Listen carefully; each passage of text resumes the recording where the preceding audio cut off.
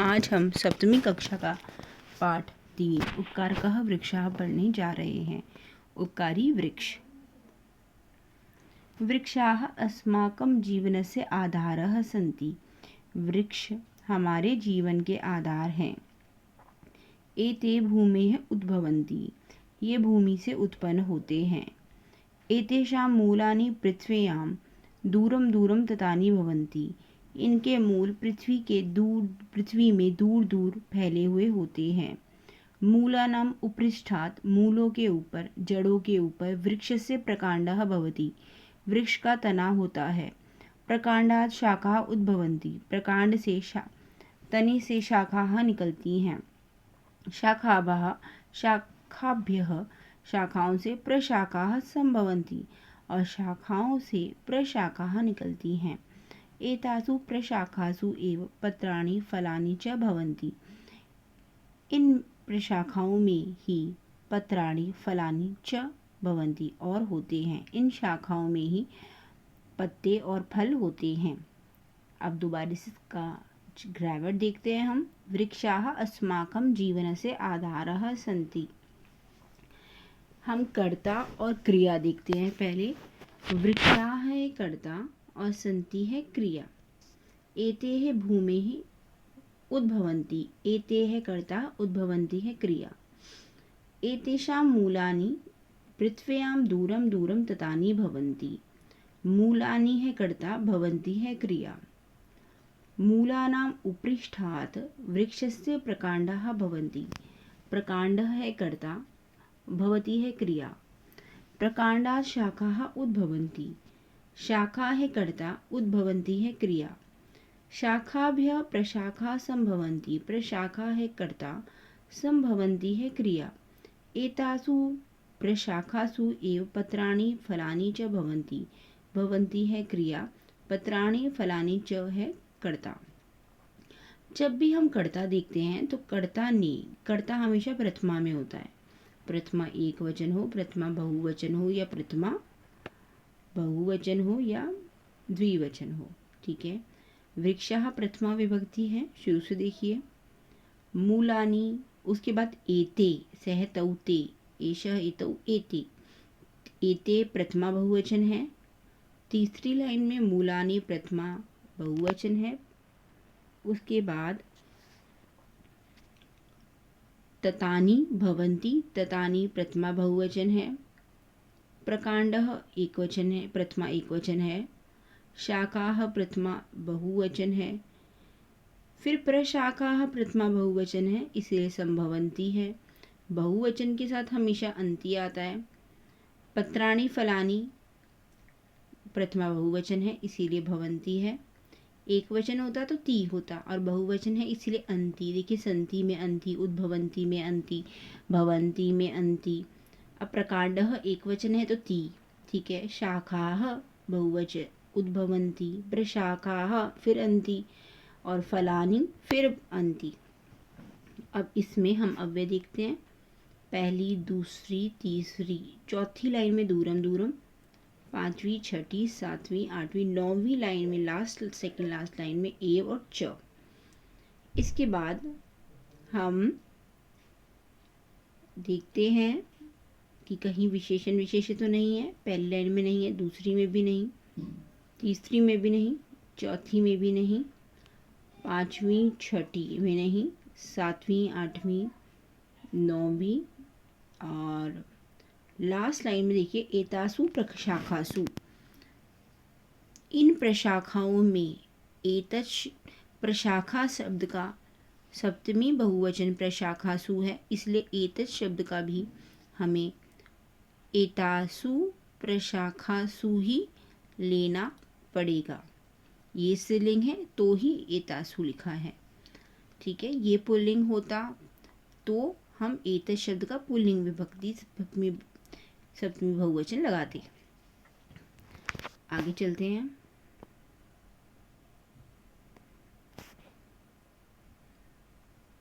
एक बार ये हम प्रश्न निर्माण करते हैं। वृक्षाः अस्माकं जीवनस्य आधारः सन्ति। के अस्माकं जीवनस्य आधारः सन्ति। वृक्षाः। वृक्षाः अस्माकं जीवनस्य आधारः सन्ति। के अस्माकं जीवनस्य आधारः सन्ति, उत्तर होगा वृक्षाः। ये आपको कॉपी पे भी लिखने हैं। एतेः भूमेः उद्भवन्ति। वृक्षाः कस्य उद्भवन्ति, तो आप आंसर लिखेंगे भूमेः। एतेषां मूलानि पृथिव्यां दूरं दूरं ततानि भवन्ति।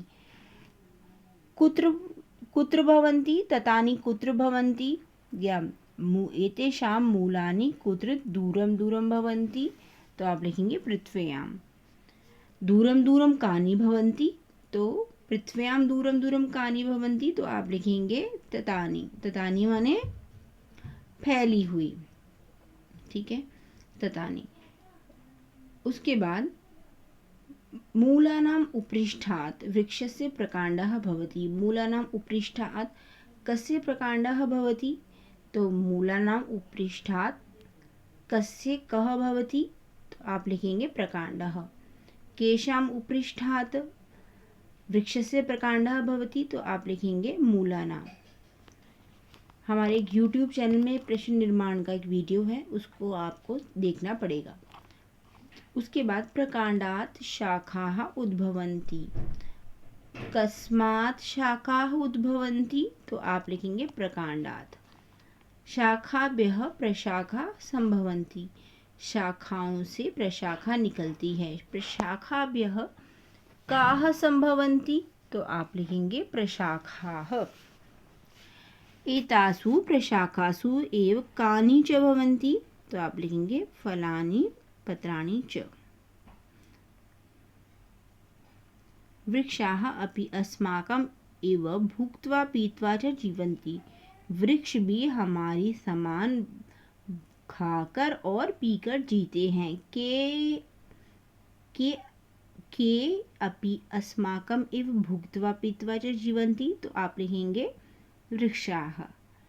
वृक्ष भी हमारे समान, एव का अर्थ है हमारे समान, भुक्त्वा माने खाकर, पीत्वा माने पीकर, जीवन्ति माने जीते हैं। मूलानि, मूलों को वृक्षों के पैर होते हैं। मूल जड़ें होती हैं, वृक्षों के पैर होती हैं। जड़ें वृक्षों के पैर होते हैं, ठीक है। उसके बाद कानि वृक्षाणां पादपाः सन्ति, तो आप लिखेंगे मूलानि। मूलानि केषां पादपाः भवन्ति, तो आप देखिए नाम और नाम आ रहा है, तो आप लिखेंगे वृक्षा केषां, ठीक है। एतेः पादै पीबन्ति, ये पैरों से पीते हैं। अतएव पादपाः कथ्यन्ते, इसीलिए पैरों से पीने के कारण इन्हें बोलते हैं पादपाः। पा माने पीना। मूलानि भूमेः रसं गृहीत्वा अन्येभ्यः अव्ययेभ्यः यच्छन्ति।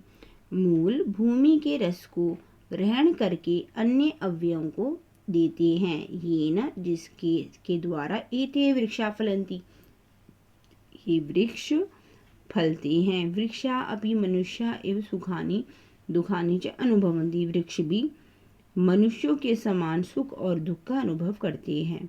एतेषु अपि प्राणाः भवन्ति, इनमें भी प्राण होते हैं। अतएव इसलिए एते प्राणिनः, ये प्राणी एव जायन्ते, प्राणियों के समान, जायन्ते माने उत्पन्न होते हैं, वर्धन्ते माने बढ़ते हैं, और म्रियन्ते माने मर जाते हैं। परंतु एते अचराः सन्ति, लेकिन ये क्या है, अचराः, अचर हैं। अर्थात एते खग मृग जलचर नरा एव न चरन्ति। ये खग माने पक्षी, मृग माने जानवर, और जलचर माने जो जल में रहते हैं, और नराह माने मनुष्य, इव माने समान, न चरन्ति उनके समान नहीं चरते। अचराह माने जो स्थिर है, चल नहीं सकता। ये मनुष्यों के समान, खग के समान नहीं चल सकते, नहीं चरते हैं। वृक्षाणां बहवः भेदाः सन्ति, वृक्षों के बहुत ही भेद हैं। एतेषु केचित् फलवृक्षाः सन्ति, उनमें कुछ फल वृक्ष हैं। अन्य च पुष्पवृक्षाः सन्ति, और अन्य पुष्पवृक्ष होते हैं। कुछ फल वृक्ष होते हैं और कुछ पुष्प वृक्ष। वृक्षाः पर्यावरणं संतुलन कुर्वन्ति, वृक्ष पर्यावरण का संतुलित करते हैं। एते वर्षायै, ये वर्षा के लिए भी सहायका भवन्ति, सहायक होते हैं। एते वातावरणं स्वच्छं कुर्वन्ति, ये वातावरण को स्वच्छ करते हैं। वृक्षा पर्यावरणे प्रसृतान, फैली हुई, प्रसृतान मतलब फैली हुई, प्रदूषित वायुन, प्रदूषित वायु को गृहीत्वा ग्रहण कर कर, श्वसन क्रिया, सांस लेने की क्रिया के लिए, अस्मभ्यम हमारे लिए, प्राणवायु ऑक्सीजन देते हैं, यच्छन्ति माने देते हैं। मैं आपको दोबारा बोल रही हूँ। वृक्षाणाम बहवः भेदाः सन्ति, वृक्षों के बहुत सारे भेद होते हैं। एतेषु केचित् फल वृक्षाः सन्ति, उनमें कुछ फल वृक्ष होते हैं। अन्य च पुष्प वृक्षाः सन्ति, और अन्य पुष्प वृक्ष होते हैं। वृक्षाः पर्यावरणं संतुलितं कुर्वन्ति, वृक्ष पर्यावरण को संतुलित करते हैं। एते वर्षायै अपि सहायका भवन्ति, ये वर्षा के लिए भी सहायक होते हैं। एते वातावरणं स्वच्छं कुर्वन्ति, ये वातावरण को भी स्वच्छ करते हैं। वृक्षाः पर्यावरणे प्रसृतान, फैली हुई, वृक्ष पर्यावरण में फैली हुई, प्रदूषित वायु को गृहीत्वा ग्रहण कर कर, श्वसन क्रियायै, सांस लेने की क्रिया के लिए, अस्मभ्यम हमारे लिए, प्राणवायु यच्छति, हमारे लिए प्राणवायु देते हैं। अब कर्ता और क्रिया देखते हैं। वृक्षाणाम बहवः भेदाः सन्ति, तो बहवः भेदाः जो है विशेषण विशेष्य है, ठीक है, और सन्ति है क्रिया और भेदा है कर्ता। एतेषु कैचित् फलवृक्षाः सन्ति, फलवृक्षाः है कर्ता, सन्ति है क्रिया। अन्य च पुष्पवृक्षाः भवन्ति, पुष्पवृक्षाः है कर्ता, भवन्ति है क्रिया। वृक्षाः पर्यावरणं संतुलन कुर्वन्ति है क्रिया, वृक्षाः है कर्ता। एते वर्षायै अपि सहायका भवन्ति, एते है कर्ता, भवन्ति है क्रिया। एते वातावरणमपि स्वच्छं कुर्वन्ति, एते है कर्ता, कुर्वन्ति है क्रिया। वृक्षाः पर्यावरणे प्रसृतान् प्रदूषित वायुन गृहीत्वा श्वसन क्रियायै अस्मभ्यं प्राणवायुं यच्छन्ति है क्रिया, और वृक्षाः है कर्ता। अब पहली लाइन, दूसरी लाइन में अव्यय है च, तीसरी में नहीं है, चौथी में नहीं है, पांचवी में है अपि, छठी, सातवीं, आठवीं, नौवीं में नहीं है। लास्ट में आपको लिखना है यच्छन्ति, आपको पेपर में आ जाएगा, अस्मभ्य पे अंडरलाइन होगा, तो वो पूछा जाएगा क्यों है अस्म विभक्ति च तत्कारण का क्वेश्चन होगा। आपको लिखना होगा अस्मभ्यम में जब अंडरलाइन होगी, यच धातु के कारण अस्मत् शब्द में चतुर्थी विभक्ति का प्रयोग किया गया है, अस्मभ्यम, ठीक है। यच धातु के कारण अस्मत् शब्द में चतुर्थी विभक्ति का प्रयोग करके ये अस्मभ्यम बनाया गया है। उसके बाद गृहीत्वा, गृह प्लस कत्वा, स्वच्छम का विलोम अस्वच्छम,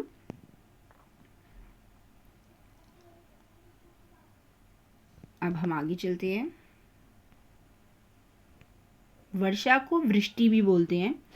वृक्षाः पत्रैः पुष्पैः फलैः छायया वल्कलैः काष्ठैः च सदैव प्राणिनां उपकारं कुर्वन्ति। वृक्ष पत्तों से, फलों से, पुष्पों से, फलों से, छाया से, छाया ये छ है, छा है ये पे, छाया के द्वारा, और वल्कल माने छाल के द्वारा, काष्ठ माने लकड़ियों के द्वारा, सदैव सदा प्लस एव, सदैव हमेशा, प्राणिनाम उपकारम कुर्वन्ति, प्राणियों का उपकार करते हैं। अतएव उपकारकः एव एते वृक्षा, इसीलिए उपकारक हैं ये वृक्ष। एते विना, एतै विना, विना की योग में द्वितीया, एतै द्वितीया लगाई जाती है। इन द्वितीय और तृतीया होती है, तो एतै विना, ठीक है, तो एतत् शब्द में तृतीया विभक्ति बहुवचन लगाया गया है, एतै ही बना है ये। एतै बिना, इनके बिना, अस्माकं जीवनम असंभवम, वृक्ष के बिना तो हमारा जीवन असंभव है, क्योंकि वृक्ष क्या है, हमें ऑक्सीजन देते हैं जिसको हम सांस लेते हैं। वृक्ष हमें हमारे फर्नीचर की लकड़ी देते हैं, वृक्ष हमें फूल देते हैं, पत्ते देते हैं, वृक्ष की से दवाइयाँ बनती हैं। इसीलिए वृक्ष बहुत ही ज़्यादा उपकारक कहे जाते हैं। एतेषां रक्षणे, इनकी रक्षा में, इनकी रक्षा का ही, एव अस्माकं जीवनस्य रक्षणम्, इनकी रक्षा में ही हमारे जीवन की रक्षा है। अतएव कथयन्ते रक्षणीया एते उपकारकः वृक्षाः, इसलिए बोला गया है रक्षा करनी चाहिए इन उपकारक वृक्षों की। अब इसकी हम देखते हैं कर्ता और क्रिया। पहला वृक्षाः कर्ता है, कुर्वन्ति क्रिया है। दूसरी लाइन में पूर्वे एतै विना अस्माकं जीवनम असंभवं भवति, जीवनम है कर्ता, अस्ति है क्रिया। एतेषां रक्षणे एव अस्माकं जीवनस्य रक्षणम, ठीक है, इसमें क्रिया नहीं है और लास्ट में भी नहीं है। रक्षणीयाः एते उपकारकाः वृक्षा, तो वृक्षा कर्ता और रक्षणीया है क्रिया, लेकिन ये पेपर में नहीं आएगा आपके, ये अनियर प्रत्यय आपके सिलेबस में नहीं है। एक बार देखते हैं हम यहाँ पर दूसरी लाइन में सदा प्लस एव, इसको आपको लिखना पड़ेगा, वृद्धि संधि है ये। इसके बाद आप लिखिए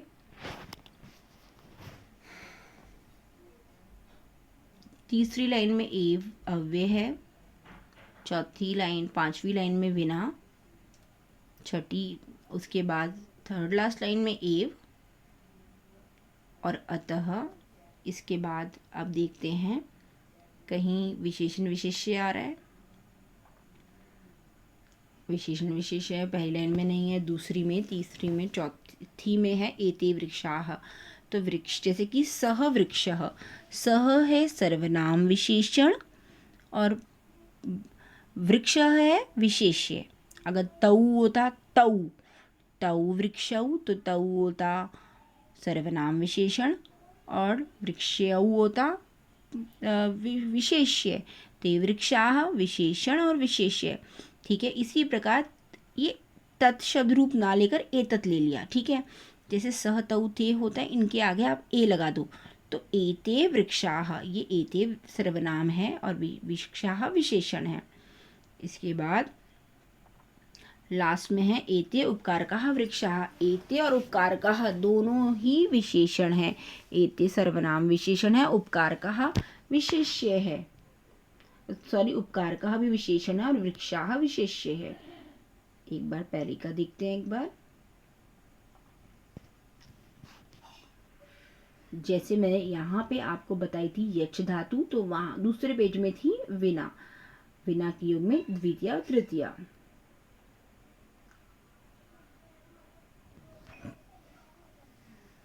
अब दूसरे पेज पे चलते हैं एक बार और देखते हैं वृक्षा अपि अस्माकम एव भुक्त्वा पीत्वा च जीवन्ति। तो यहाँ पे पहली लाइन में अव्यय है अपि और एव और च, दूसरी लाइन में नहीं है, तीसरी में अतएव, चौथी में नहीं है, पांचवी में भी नहीं है, छठी लाइन में एव और अपि और च, सातवीं लाइन में अपि, आठवीं में अतएव और एव, सेकेंड लास्ट लाइन में च, परंतु लास्ट लाइन में, सेकेंड लास्ट लाइन में एव और लास्ट लाइन में न। अब देखिए वृषा अपि अस्माकम एव भुक्त्वा, तो भुंज प्लस कत्वा और पीत्वा पा प्लस कत्वा, ठीक है। जीवंती है क्रिया और कर्ता है इसका वृक्षाः। मूलानि वृक्षाणि पादाः भवन्ति, मूल वृक्षों के पैर होते हैं। तो पादा है हमारा कर्ता, भवन्ति है क्रिया, ठीक है। एते है पादै पिबन्ति, एते है कर्ता, एते और पिबन्ति है क्रिया। पादाः कथयन्ते, पादा है कर्ता, कथयन्ति है क्रिया। मूलानि है कर्ता और यच्छन्ति है क्रिया। एते वृक्षाः, एते वृक्षाः है कर्ता, फलन्ति है क्रिया। वृक्षाः अपि मनुष्या एव सुखानि दुखानि च अनुभवन्ति, वृक्षाः है कर्ता, अनुभवन्ति है क्रिया। एतेषु अपि प्राणाः भवन्ति, प्राणः है कर्ता, भवन्ति क्रिया। एते है प्राणिनः, एते है प्राणिनः है कर्ता और जायन्ते वर्धन्ते भी है, दोनों ही है। जायन्ते माने उत्पन्न होता है, वर्धन्ते माने बढ़ता है और म्रियन्ते माने मरता है, तीनों है इसकी क्रिया। उसके बाद सेकेंड लास्ट लाइन, एते अचराह। एते अचरा विशेषण विशेष्य है, ठीक है। जैसे कि जो चर कहते हैं चलने वाले, और अचर जो नहीं चल सकते। तो सह अचरह, तौ अचरौ, ते अचराह, ये तत्शब्द बोला है मैंने। और अगर मैं बोलती हूँ एषः अचरः, एतौ अचरौ और एते अचराह, तो ये सर्वनाम विशेषण है। देखिए एते है सर्वनाम विशेषण, एते अचरा है कर्ता और संति है क्रिया, और लास्ट में एते है कर्ता और चरंती है क्रिया।